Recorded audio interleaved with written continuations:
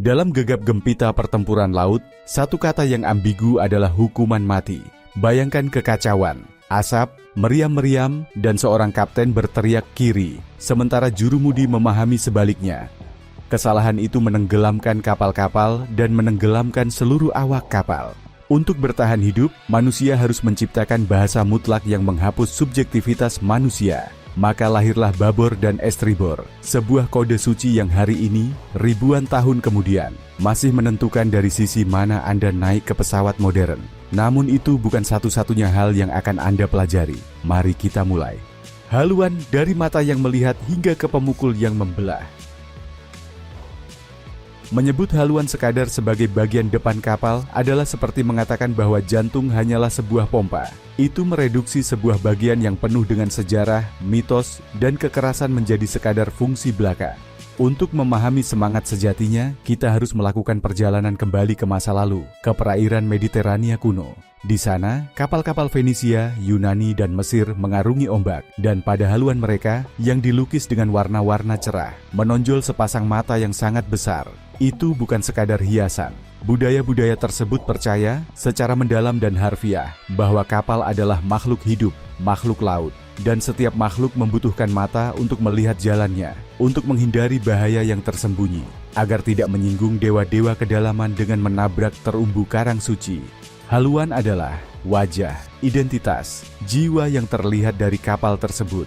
Namun jiwa itu segera menunjukkan sisi yang lebih gelap dan pragmatis. Dengan kedatangan perang-perang laut, fungsi haluan berubah dari penglihatan menjadi penghancuran.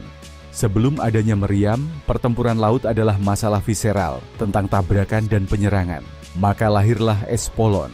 Insinyur angkatan laut dari peradaban seperti Yunani atau Roma memperkuat haluan dengan perunggu, membentuknya menjadi ujung yang padat dan mematikan, sebuah pemukul bawah air. Kapal berhenti menjadi transportasi untuk menjadi proyektil, sebuah tombak terapung seberat 30 ton. Taktiknya sederhana dan brutal. Mendayung dengan amarah menuju lambung musuh dan membelah kayu-kayunya dengan pukulan kering dan menghancurkan. Haluan adalah senjata pamungkas, dirancang dengan satu tujuan: membuka jalan melalui lambung lawan. Era pemukul ini berlangsung selama berabad-abad, tetapi dunia berubah. Mesiu dan meriam tiba, dan pertempuran dilakukan dari jarak jauh. Kapal-kapal mulai melakukan perjalanan lintas samudra, menghadapi bukan musuh dari kayu, melainkan samudra terbuka, gelombang seukuran gunung, dan badai yang berlangsung berminggu-minggu. Haluan harus menciptakan kembali dirinya sekali lagi. Musuh barunya adalah air itu sendiri. Ia berhenti menjadi ujung yang tumpul untuk menabrak dan menjadi tajam. Meninggi, dirancang sebagai pisau raksasa. Misinya bukan lagi menusuk, melainkan memotong. Memotong ombak dengan efisiensi, membelahnya dan membelokkannya, agar kapal tetap menjaga kecepatannya, dan, yang paling krusial, agar tembok-tembok air hijau itu tidak menyapu dek dan membawa orang-orang, layar, dan persediaan ke laut. Haluan berevolusi dari senjata di tangan musuh menjadi perisai terhadap amukan alam. Transformasi ini, dari mata mistis ke pemukul perunggu dan akhirnya ke pisau kelangsungan hidup, berbicara kepada kita tentang esensi navigasi, beradaptasi atau musnah. Buritan, kastel kekuasaan dan tumit Akhillesnya. Jika haluan adalah kepalan tangan, buritan adalah otaknya. Dan dalam dunia hierarkis dan brutal kapal-kapal kuno, itu juga merupakan istana. Jangan anggap buritan hanya sebagai bagian belakang. Anggaplah itu sebagai menara kontrol, markas besar, dan apartemen mewah. Semuanya dalam satu. Di era layar, kapten dan perwira senior memerintah dari sini. Mengapa? Karena pemandangannya. Dari buritan yang tinggi, kapten memiliki panorama sempurna dari seluruh makhluk kayu dan kanvasnya. Ia melihat perilaku setiap layar, jejak lurus atau tidak menentu yang ditinggalkan kapal, dan cakrawala yang mendekat. Itu adalah satu-satunya titik di mana seseorang dapat membaca kapal secara keseluruhan. Kepentingan strategis ini diterjemahkan ke dalam arsitektur dan kemewahan.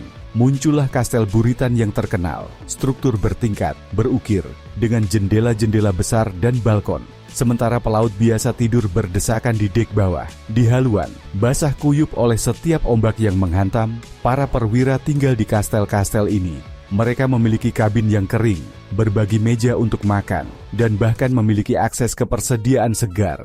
Tinggi buritan menjadi simbol kekuasaan dan status. Sebuah kapal dengan buritan yang megah tidak hanya lebih terlihat, tetapi juga memproklamasikan pentingnya kapten dan misinya. Namun, benteng mewah ini memiliki titik lemah yang katastrofik. Sebuah tumit Achilles yang diketahui oleh setiap pelaut musuh. Dalam panasnya pertempuran, buritan adalah target yang paling rentan. Untuk memaksimalkan ruang hunian dan pemandangan, konstruksinya kurang kokoh, dengan kayu yang lebih tipis dan bukaan yang besar. Dan posisinya secara taktis sangat fatal. Jika kapal lawan berhasil bermanuver dan menempatkan diri tepat di belakang kapal lain, membidik buritannya, ia mendapatkan garis tembak yang sempurna. Sebuah tembakan meriam yang dilepaskan dari belakang akan menembus buritan dan menyusuri seluruh panjang dek, dari belakang hingga ke haluan, tanpa ada sekat padat yang menghentikannya. Itu seperti menembak melalui lorong gerbong kereta api. Pecahan peluru dan serpihan kayu mengubah bagian dalam kapal menjadi blender daging dan serpihan. Melindungi buritan bukan masalah kenyamanan, melainkan kelangsungan hidup murni. Itu adalah melindungi otak dari organisme tersebut. Tetapi untuk melindungi sesuatu, pertama-tama harus bisa merujuk padanya tanpa kesalahan. Dan untuk itu, bahasa perlu berevolusi melampaui depan dan belakang. Ia membutuhkan kode untuk sisi-sisi. Sebuah kode yang lahir bukan dari teori, melainkan dari kebutuhan fisik yang paling dasar. Kelahiran Estribor, tangan kanan seorang Viking. Lupakan sejenak kemudi modern, cakram-cakram halus di kabin tertutup itu. Mari kita melakukan perjalanan ke utara yang dingin dan liar pada abad ke-10 di atas sebuah drakar Viking. Kapal ini bukan istana terapung. Ia adalah alat eksplorasi, perdagangan, dan penjarahan panjang, sempit, dan sangat efisien. Dan untuk memerintahnya, tidak ada roda. Ada sebuah kemudi dayung samping. Bayangkan sebuah dayung raksasa, sebuah bilah kayu X setinggi manusia, dipasang dengan tali kulit di sisi kanan buritan. Ini adalah roda kemudi drakar. Lokasinya bukan suatu kebetulan. Itu adalah keputusan yang didikte oleh biologi manusia. Mayoritas orang adalah pengguna tangan kanan. Seorang jurumudi Viking menghadapi arus fjord yang berkhianat atau gelombang terbuka laut utara membutuhkan seluruh kekuatan dan ketangkasannya untuk menggerakkan bilah berat itu melawan tekanan air. Menggunakan lengan kuatnya, yang kanan adalah pilihan logis yang memberikan kontrol dan tenaga. Dengan demikian, kemudi dipasang secara hampir universal di sisi kanan buritan. Dan disinilah bahasa menyatu dengan tindakan. Dalam bahasa Nordik kuno, bahasa para navigator tersebut, sisi kemudi ini disebut styribord. Styri berarti kemudi, apa yang memerintah. Board berarti pinggiran, sisi, atau bahkan papan kapal. Secara harfiah, sisi kemudi. Kata ini, styribord, memulai perjalanan linguistik melalui rute perdagangan dan penjarahan Viking. Ia menyusup ke dalam bahasa Jerman rendah, bahasa Belanda, dan akhirnya sampai ke bahasa Inggris sebagai starboard dan ke bahasa Spanyol sebagai estribor. Ini bukan istilah abstrak. Ini adalah jejak linguistik yang membatu dari seorang Viking bertangan kanan, mencengkeram kuat dayung kemudi 1000 tahun yang lalu, membeku selamanya dalam bahasa setiap pelaut yang menggantikannya. Estribor tidak berarti kanan. Itu berarti sisi di mana kemudi berada. Dan keputusan praktis sederhana itu yang diambil dalam kegelapan dingin sebuah fjord akan memicu rangkaian konsekuensi yang akan merombak total operasi semua kapal di dunia. Babor, sisi pelabuhan dan kata yang harus dimatikan. Keberadaan estribor dengan kemudinya yang halus menciptakan secara default identitas dari sisi yang berlawanan. Jika Anda tidak bisa mendekati dermaga dari sisi kanan, Anda harus melakukannya dari sisi kiri. Sisi kiri ini menjadi sisi tambat, fasad operasional kapal. Melalui sini persediaan dimuat, awak kapal naik, hasil jarahan diturunkan. Itu adalah sisi pelabuhan, sisi kontak. Dalam bahasa Spanyol, kami mewarisi istilah babor dari bahasa Belanda bakboord. Bak berarti punggung, karena jurumudi, dengan tangan kanannya pada kemudi estribor, secara harfiah membelakangi sisi ini. Itu adalah sisi punggung. Namun dalam dunia Anglo-Saxon, selama berabad-abad, sisi kiri dikenal dengan nama yang berbeda dan bermasalah, larboard. Diyakini berasal dari leadboard atau loadboard, sisi di mana muatan dimuat. Itu masuk akal. tetapi menyimpan cacat mematikan. Ucapkan dengan keras, larboard.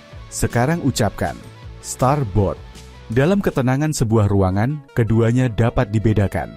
Sekarang bayangkan kata-kata itu diteriakkan di atas deru angin kencang, bunyi layar, dan deru badai. Hard to larboard, hard to starboard. Dalam kekacauan akustik, keduanya menjadi suara yang hampir identik. Perbedaan satu fonem antara perintah yang menyelamatkan nyawa dan perintah yang menenggelamkan kapal. Ini bukan gangguan teoretis, ini adalah kegagalan kritis dalam perangkat lunak komunikasi seluruh armada.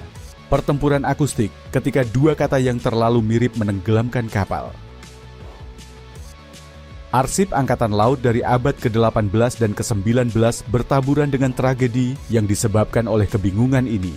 Sebuah kapal Royal Navy HMS Defense mencatat dalam buku lognya bagaimana selama manuver penghindaran di perairan bergolak, perintah larboard ditafsirkan sebagai starboard, menyebabkan tabrakan yang merusak lambung kapal secara serius. Itu bukan kasus terisolasi. Laporan-laporan dari para kapten menyebutkan kesalahpahaman fatal dan kesalahan kemudi pada momen-momen kritis selalu dikaitkan dengan kemiripan istilah-istilah tersebut. Masalah ini meningkat hingga ke tingkat tertinggi Kementerian Angkatan Laut. Di era di mana kekuatan sebuah bangsa diukur dari jumlah kapal perangnya, kehilangan sebuah kapal dengan 70 meriam dan awak kapalnya yang berpengalaman karena kesalahan kosakata adalah sebuah kecabulan strategis. Itu bukan kesalahan manusia, itu adalah kesalahan sistem. Tekanan menjadi tidak tertahankan. Instruksi Angkatan Laut mulai merekomendasikan secara tidak resmi penggunaan port, pelabuhan, sebagai alternatif yang lebih jelas untuk larboard. Namun tradisi, terutama tradisi pelaut, memiliki akar yang dalam. Dibutuhkan sebuah dekrit, sebuah perintah dari puncak, untuk mengeksekusi sebuah kata. Solusi definitif, lampu kode, dan bahasa universal.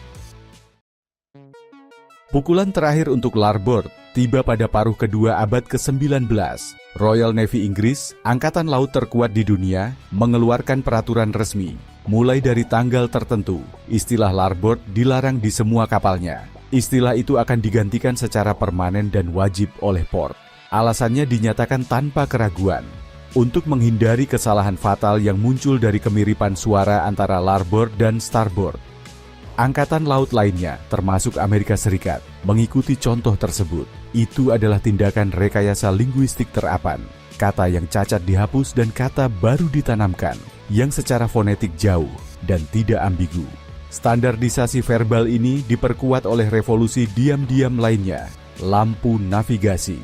Seiring dengan meningkatnya lalu lintas maritim, sangat krusial untuk mengidentifikasi arah sebuah kapal dalam kegelapan. Sebuah kode internasional diciptakan. Sisi babor, kiri, akan membawa lampu merah.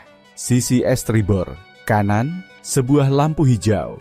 Jika Anda melihat kapal di malam hari dan membedakan merah dan hijau, Anda tahu secara instan orientasinya.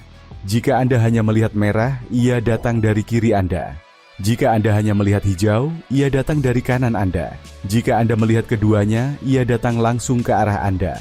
Sistem ini dikombinasikan dengan kata-kata port dan starboard, menciptakan bahasa ganda yang tahan kegagalan. Satu verbal dan satu visual, keduanya universal dan mutlak. Kekacauan subjektif dari kiri dan kanan telah dihapus selamanya dari laut. Warisan di aspal dan di udara. Bagaimana Viking merancang perjalanan Anda? Dan sekarang, koneksi yang saya janjikan. Logika maritim ini tidak berhenti di air. Ia merembes ke daratan dan menaklukkan langit.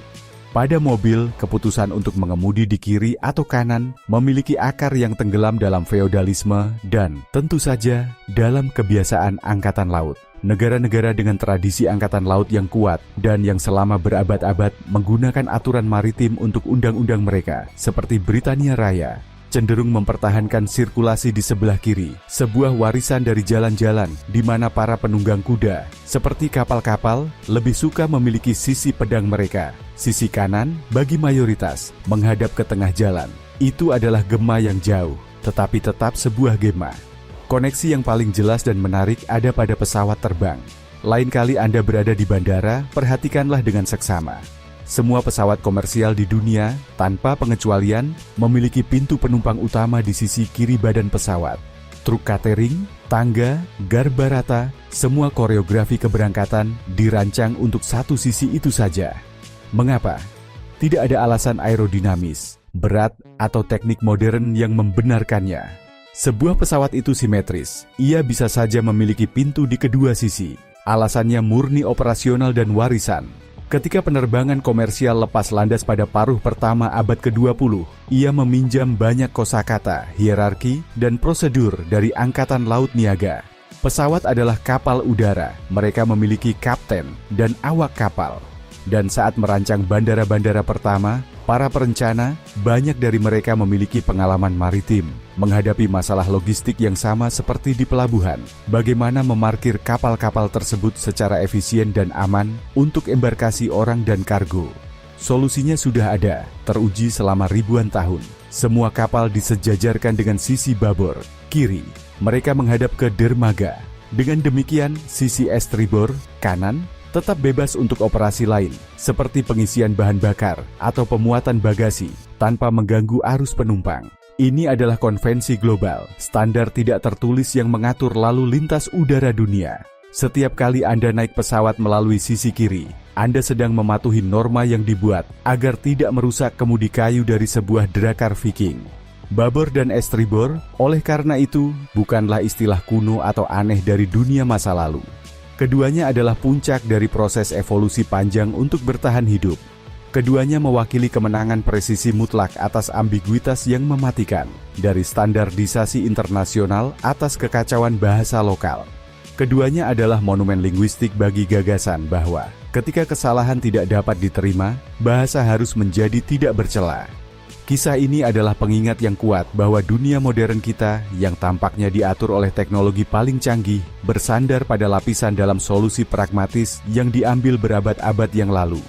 Jejak dari keputusan-keputusan itu mengelilingi kita, di sisi jalan tempat kita mengemudi, pada lampu mobil kita, dan dengan cara yang lebih puitis dalam tindakan sederhana menaiki pesawat.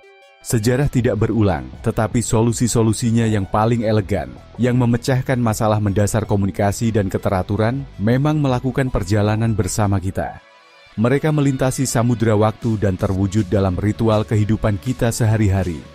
Jadi, lain kali Anda mendengar babor atau estribor, jangan pikirkan kata-kata lama. Pikirkanlah tentang sebuah kode hidup atau mati. Dan ketika Anda naik pesawat dari sisi kiri, ingatlah, Anda sedang mengikuti jejak seorang Viking yang tanpa menyadarinya sedang merintis jalan tidak hanya untuk kapalnya, tetapi untuk seluruh dunia.